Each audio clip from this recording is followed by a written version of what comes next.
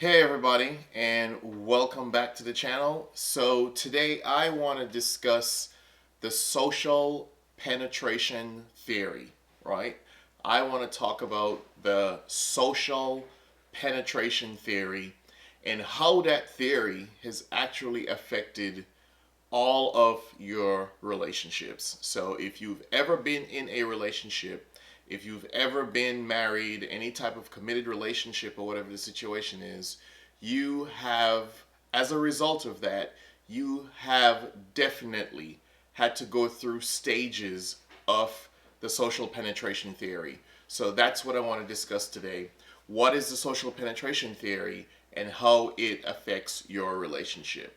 All right. So the social penetration theory basically says that there are two different types of information that we come across when we're trying to get to know people. Or there are two different phases of the relationship that we seek from someone else as we're getting to know them, right? So we're coming across different types of information, primarily two types. There's a superficial type and there's a more intimate type of information, which means that there could be a superficial relationship and there could be also a more intimate type of relationship. So that's kind of what we're going to look at it from that perspective. So the social penetration theory is also there's a metaphor used. It's also compared to or also called the onion theory. So it's also referred to as the onion theory. So if you think of an onion, right, the outer layer of the onion is something that you could just peel off easily, right? So remember I talked about superficial. So when you first meet someone, usually the obvious or maybe the not so obvious, the superficial information, there's some superficial information that you don't mind sharing with someone, right? That's the outer layer of the onion, right? Which is why it's also called the onion theory.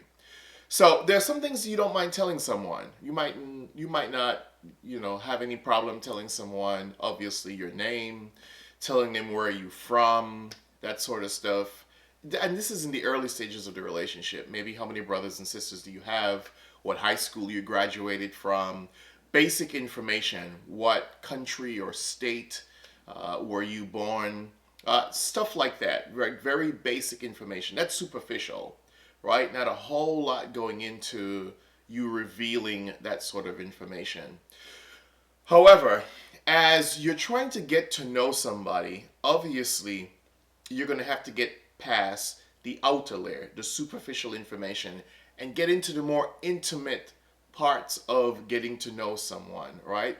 And that is where you have the second type of information now you're seeking, which is a more intimate, more personal, more private type of information.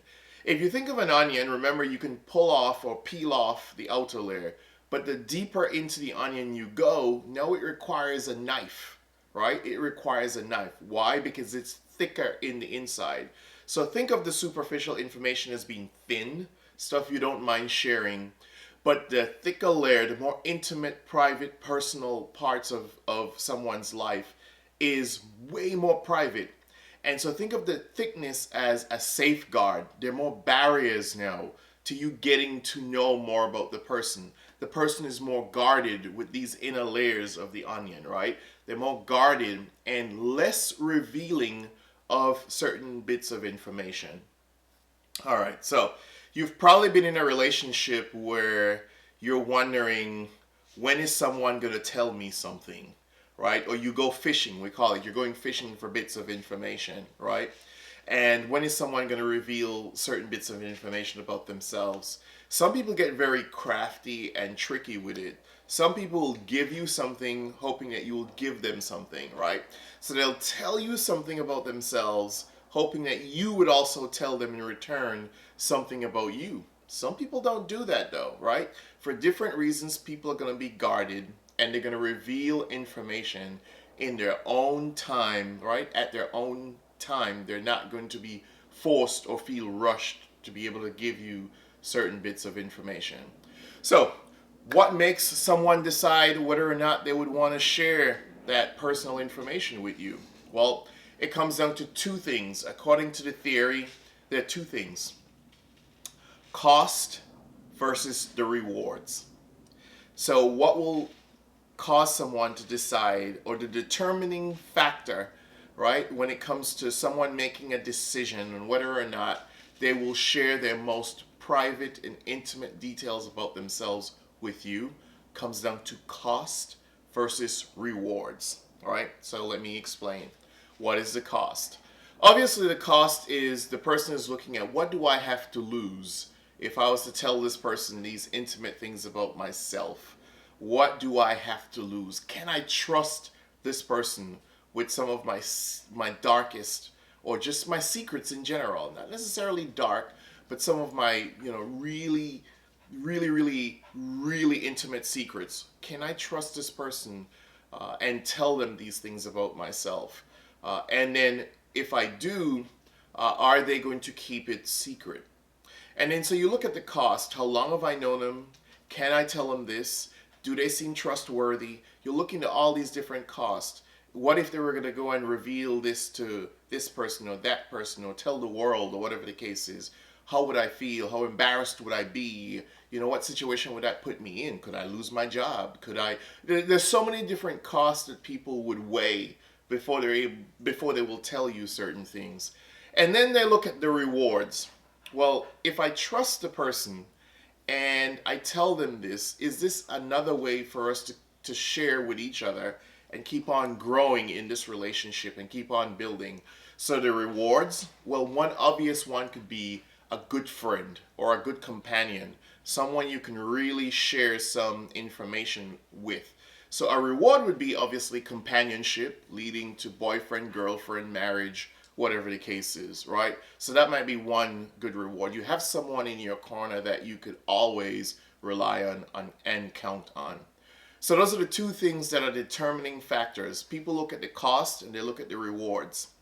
Another part to this, and really the final part to this theory, is think of times where people might actually break up because they feel like someone is taking too long to reveal information about themselves, and they feel like, I don't know who you are.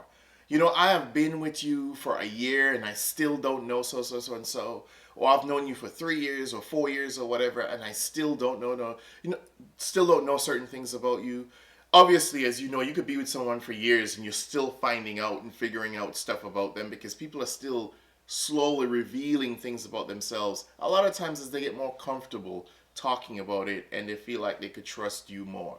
So that people would have serious arguments in their relationships because of this, right? They'll say stuff like, I've told you so and so about me and about my family, and I still don't know all of this about you. You still don't tell me anything about you, or about your family, about your this, about your whatever the case is. And that can cause a serious argument in relationships. It has to do with privacy. Someone feels like, you know them because they've told you everything, but you haven't told them everything. And they feel like you're hiding stuff or you're keeping secrets or whatever. When it could be that you're just not comfortable and ready to reveal certain bits of information about yourself. And that can lead to arguments in a relationship, this whole idea. So the thing with the theory too is, moving from the superficial to the intimate level, some people get to a stage where they're more trusting and ready to be open in a relationship than other people. And that can cause an argument. Some people can get there in a year and you need 3 years. And so what do you do between year 1 and year 3? You have a lot of arguing in the relationship in terms of, I can't trust you, I don't know what you're doing, you don't tell me anything, all that sort of stuff. And you have that kind of back and forth, right? And obviously, if people are suspicious and trust is lacking, then your relationship is not going to flourish and it's not going to grow. And that's just kind of something that is practical. I'm sure a lot of you have probably been through situations like that. You didn't know yet, but your life was actually going through that process of the theory. So that's how the social penetration theory works and how it affects your relationship.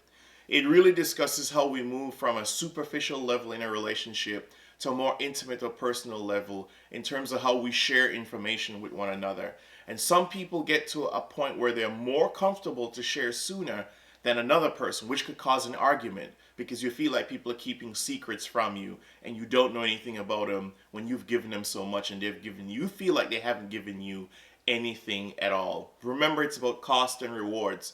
People are looking to see, what is the cost of me sharing all this information about me? Is this person going to spill the beans on me and throw this information out there, embarrass me? Whatever the case is. With the rewards, well, you could have a good companionship, a good girlfriend or boyfriend or whatever the case is, husband, wife, whatever, moving forward, if you're to be more open and trusting with the person. So people weigh these things as they're going through a relationship. So all relationships have gone through this. You probably just never called it the social penetration theory. So I just wanted to share that with you. So leave your comments if you want me to explain anything else about the theory, how it might affect anything else in your relationship. I'll definitely try my best to do so. Don't forget to subscribe and please turn on your post notifications. Please share the videos. It helps to grow the channel as well. And don't forget to hit the like button. And also, I just want to remind you to go back and look at a lot of my videos because I really do post pretty much every single day. So there's a lot more interesting content that you can take a look at. And thank you for watching again. And until next time, peace.